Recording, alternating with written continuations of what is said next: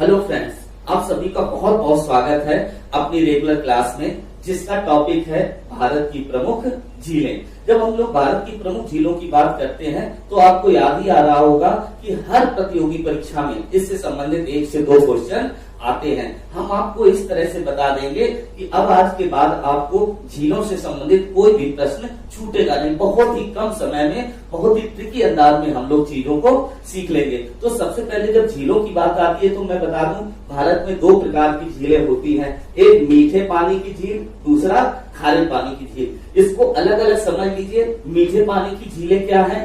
मीठे पानी की झीलें उसे कहते हैं जो हिमानियों से निकलती हैं। हिमानिया अर्थात बर्फ के बड़े बड़े पहाड़, उनसे निकलने वाली जो झीलें हैं वह मीठे पानी की झीलें कही जाती हैं। जहां तक कि खारे पानी का सवाल है तो खारे पानी की झीलें वो झीलें कही जाती हैं जो कि समुद्र तट के किनारे किसी भी स्थान पर बनी हुई है। आप जानते हैं क्योंकि समुद्र का पानी खारा होता है तो जाहिर सी बात है कि उससे निर्मित जो भी झीलें होंगी वो भी खारी होंगी। एक क्वेश्चन यहीं से बार बार आया है, वह कहता है कि समुद्र का जल खारा किस कारण से होता है? तो उसका जवाब होता है सोडियम लवण की उपस्थिति के कारण। ये सोडियम लवण कुछ और नहीं, यही खाने वाला नमक है। तो एक क्वेश्चन तो यही आता है, इसको ध्यान कर लें आप। एक क्वेश्चन आपका सुरक्षित हो जा रहा है, 1 अंक आपका निश्चित हो जा रहा है। यानी समुद्र का पानी खारा होता है सोडियम लवण की उपस्थिति के कारण। इसके बाद हम लोग बात करते हैं जब झीलों की, तो हम बहुत छोटे छोटे शब्द आपको बताएंगे जिनको याद रख के आप उन नामों को बहुत आसानी से पढ़ पाएंगे। जब हम उत्तराखंड की बात करते हैं, सबसे पहले हम उत्तराखंड की झीलों को लेते हैं। तो उत्तराखंड की बात करते हैं तो आपने नैनीताल का नाम सुना है, बड़ा प्रसिद्ध पर्यटन स्थल है। तो नैनीताल के नाम में ही पीछे ताल शब्द जुड़ा है, तो आप एक ये शब्द याद रखेंगे, ताल। यानी ताल शब्द जिस भी नाम के अंत में जुड़ा होगा वह सभी झीलें कहाँ की होंगी? उत्तराखंड की। आप एग्जाम्पल के लिए देख लीजिए, नैनीताल, देवताल, भीमताल, राकसताल, खुरपाताल, नौकुचिया ताल, सात ताल, मालाताल। हर एक नाम के अंत में क्या जुड़ा हुआ है? ताल। तो जैसे ही ताल आया आपने समझ लिया यह झील निश्चित रूप से कहाँ की है? उत्तराखंड की। उत्तराखंड के बाद आगे हम लोग चलते हैं, आगे एक नया राज्य उठाते हैं, जम्मू कश्मीर। देखिए जम्मू कश्मीर की झीलों की जब बात होगी तो आपको एक शब्द याद रखना है, वह शब्द क्या है? नाग। यह नाग शब्द, जहां भी किसी नाम के अंत में नाग शब्द जुड़ा मिल जाए आप बता देना कि वह जम्मू कश्मीर की झील है। देखिए शेषनाग, अनंतनाग, बैरी नाग, नागिन, यानी नाग, नागिन ऐसे नाम कहीं भी आए वह निश्चित रूप से कहाँ की झीलें हैं? जम्मू कश्मीर की झीलें हैं।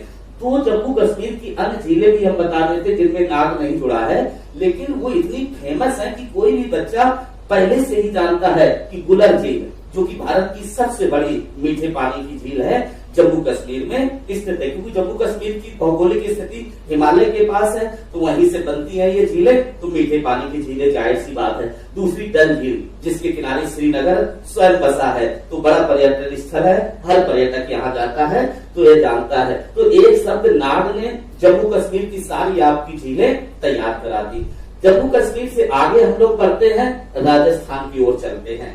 राजस्थान की बात जब हम लोग करें, बड़ा ही रोचक है राजस्थान की भौगोलिक स्थिति। इसके नाम में ही आता है राजस्थान, अर्थात राजाओं का स्थान। यहाँ राजा महाराजा रहते थे। वैसे भी आपको पता है कि भारत के जो राजपूत राजा थे वह राजस्थान से आते थे। तो जाहिर सी बात है अगर किसी नाम में किसी राजा राजपूताना का नाम आ जाए तो भी वह राजस्थान से संबंधित होगा, अथवा किसी भी खाद्य पदार्थ का नाम आ जाए, किसी भी खाद्य पदार्थ का, खाने वाली किसी भी वस्तु का नाम निकल के आए, आप बता दीजिएगा कि ये निश्चित रूप से राजस्थान की ही झील रही होगी। जैसे हम बताते सांभर, आपने सुना ही है सांभर, इडली सांभर। इसके बाद पिछौला, पिछौला को आप ध्यान से देखिए, आंवला, तो आंवला भी आपका खाया जाता है। फिर फलौदी, फल आया है तो फल क्या होता है?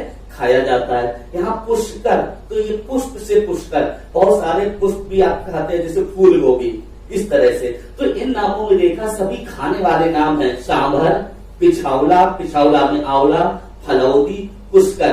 तो जाहिर सी बात जैसे किसी खाद्य पदार्थ का नाम आया आपने समझ लिया कि ये राजस्थान की झील है। खाद्य पदार्थ के अलावा राजा महाराजा का नाम आएगा, राजसमंद, तो जाहिर सी बात राजा जुड़ा आ गया।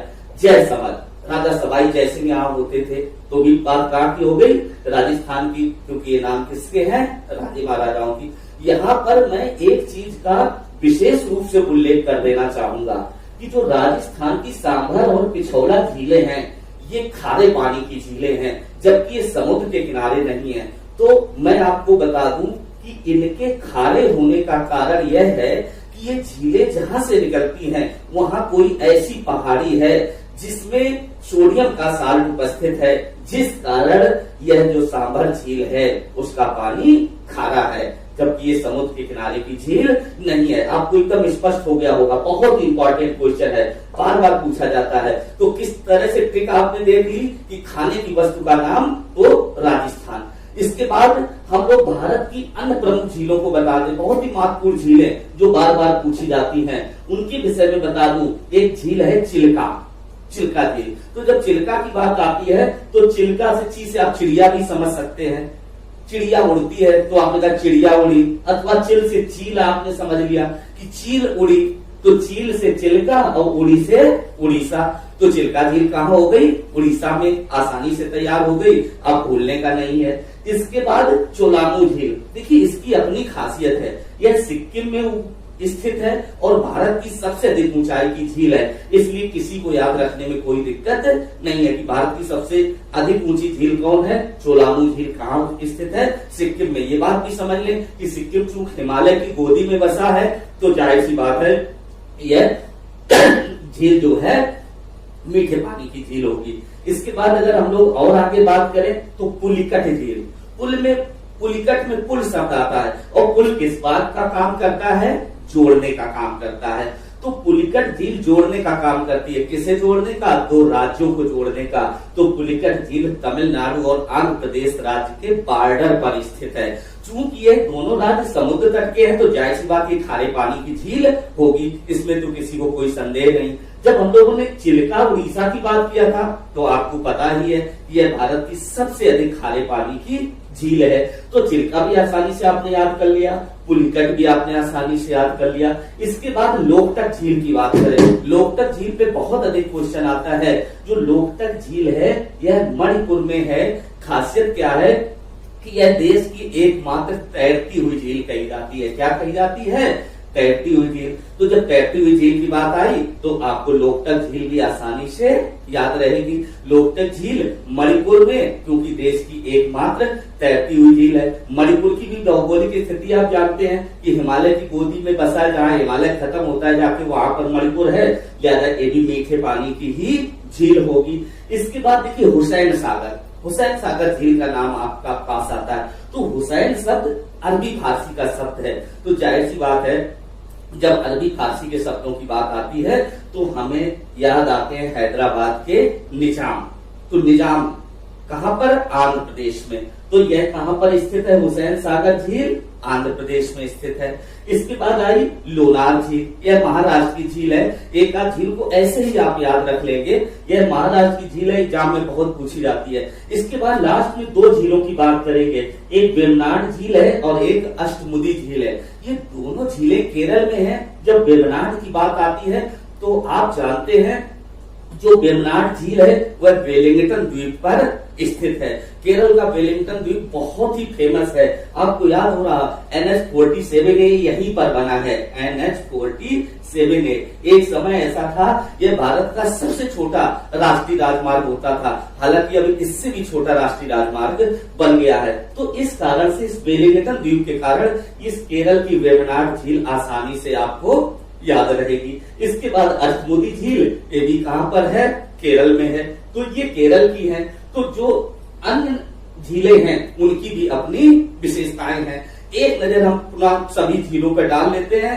हमने क्या बताया कि उत्तराखंड की झीलों में क्या लगा है, ताल। तो कई ताल लगाया, सबकी सब उत्तराखंड की। इसके बाद जम्मू कश्मीर की झीलों में क्या लगा है, नाग, नाग लगाया तो सबकी सब जम्मू कश्मीर की। इसके बाद जो बुलर और डल झील की बात आई तो आप पहले से जानते हैं कि बुलर भारत की सबसे बड़ी मीठे पानी की झील है और डल झील के किनारे श्रीनगर बसा हुआ है। जब राजस्थान की बात आई तो राजस्थान की बात में आपने देखा राजस्थान यानी राजा रजवाड़ों का स्थान अथवा किसी खाने वाली वस्तु का नाम। तो खाने वाली वस्तु का नाम निकला तो राजस्थान हो गया, किसी राजा का नाम निकला तो राजस्थान हो गया।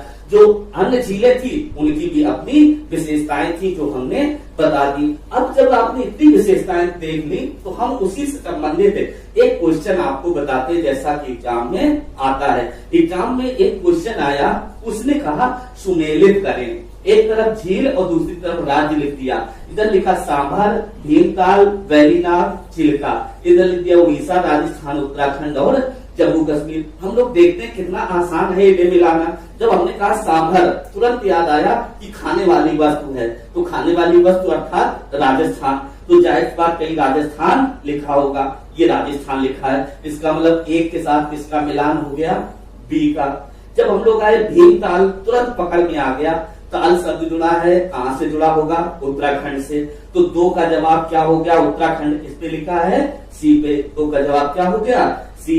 हमने कहा वैरीनाथ, शब्द पकड़ में आ गया, नाथ किससे संबंधित, जम्मू कश्मीर से, तो जाहिर सी बात है 3 का जवाब क्या हो गया, जम्मू कश्मीर, डी। और चौथा आपने देखा चिल्का झील, हम लोगों ने कहा था चिड़िया उड़ी अथवा चील उड़ी, उड़ीसा में थी तो कहीं उड़ीसा लिखा होगा, ये लिखा है, तो चौथे का जवाब क्या हो गया, ए। इस प्रकार आपने आसानी से एक कठिन प्रश्न का जवाब दे दिया। तो कितनी आसानी से आपने झीलों के विषय में देख लिया। मुझे उम्मीद है कि अब ये कभी नहीं भूलेंगे। इस प्रश्न के विषय में हमने बार बार बता दिया कि जो खारे पानी की झील है किस वजह से कहते हैं, क्योंकि उसमें सोडियम के साल्ट उपस्थित होते हैं। तो ये बहुत ही महत्वपूर्ण एक टॉपिक था, बहुत छोटा टॉपिक जिसको हम लोगों ने बड़े तृतीय अंदाज से पढ़ा। मुझे पूरी उम्मीद है आज के बाद आपका झीलों से संबंधित कोई प्रश्न छूटने वाला नहीं है। आप सभी को आने वाली प्रतियोगी परीक्षाओं के लिए उज्जवल भविष्य की बहुत बहुत शुभकामनाएं, बहुत बहुत शुभकामनाएं। धन्यवाद। बहुत